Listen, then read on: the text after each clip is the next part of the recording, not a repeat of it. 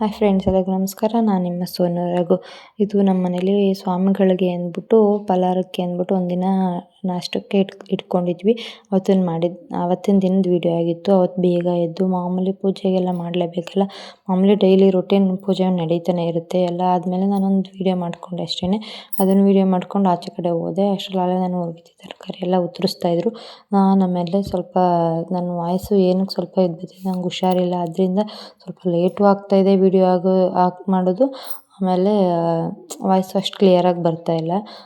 ತುಳಸಿ ಕಟ್ಟೆದು video ಮಾಡಿರಲಿಲ್ಲ paint ಆದಮೇಲೆ ಅಂದ್ಬಿಟ್ಟು ಅದನ್ನು ಮಾಡಿದೆ. ತುಳಸಿ ಕಟ್ಟೆ ಮುಂದೆ ಬಿಟ್ಟಿರೋದು ವೈಟ್ ಪೇಂಟರ್ ಬಿಟ್ಟಿದ್ದೀನಿ ರಂಗೋಲಿನ. ಮಾಮೂಲಿ ಡೈಲಿ ಬಾಗಿಲಿಗೆ ಡೈಲಿ ಬಿಡೋಣ ಅಂದ್ಬಿಟ್ಟು ಇದು ಮಾಡಿದ್ದೀನಿ. ಆಮೇಲೆ ಕಾಯಿ ತುರಿತಾ ಇದ್ದೆ. ಸ್ವಾಮಿಗಳು ಬಂದರು, ಅಡುಗೆ ಎಲ್ಲ ಮಾಡಿದ್ವಿ. ಅದ್ರದ್ದು ವೀಡಿಯೋ ಮಾಡೋಕ್ಕಾಗಲಿಲ್ಲ. ಅವ್ರು ಬಂದ್ಬಿಟ್ಟು ಭಜನೆ ಮಾಡ್ತಿದ್ರು. ಅವ್ರ ಮುಂದೆ ಹೋಗಿ ವೀಡಿಯೋ ಮಾಡೋಕ್ಕಾಗಲಿಲ್ಲ. ಬರೀ ಆಡಿಯೋ ಕೇಳಿಸೋ ಥರ ಮಾಡ್ಕೊಂಡಿದ್ದೀನಿ ನೋಡಿ.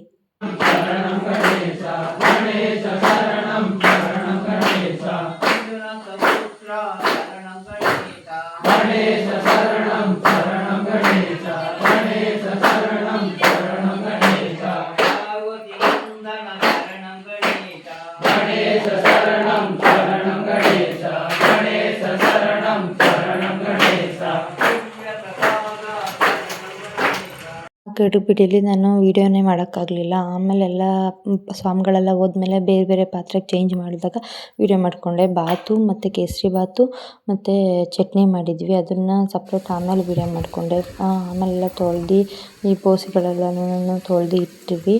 ಆಮೇಲೆ ವೀಡಿಯೋ ಮಾಡಿಕೊಂಡೆ. ಬಟ್ಟೆ ಎಲ್ಲ ಇದ್ವಲ್ಲ ಅದನ್ನೆಲ್ಲ ನಾನು ಅಲ್ಲೇ ಹೆಜ್ಜೆ ಹಾಕಿದ್ವಿ. ಅದ್ರ ಸಂಜೆಗೆ ನಮ್ಮ ರತ್ನಮ್ಮ ಅವ್ರ ಮನೇಲಿ ಅಡುಗೆ ಮಾಡಿದ್ವಿ. ಬೆಳಗ್ಗೆ ನಮ್ಮ ಮನೇಲಿ ನಾಷ್ಟ ಮಾಡಿದ್ರೆ ರಾತ್ರಿಗೆ ಅವ್ರ ಮನೇಲಿ ಮಾಡಿದ್ವಿ. ರತ್ನಮ್ಮ ಅಂದರೆ ನಾನು ಊರ್ಗಿತ್ತಿಯವ್ರ ಅಮ್ಮವ್ರ ಮನೇಲಿ. ಅಲ್ಲೂ ಹೋಗಿದ್ವಿ.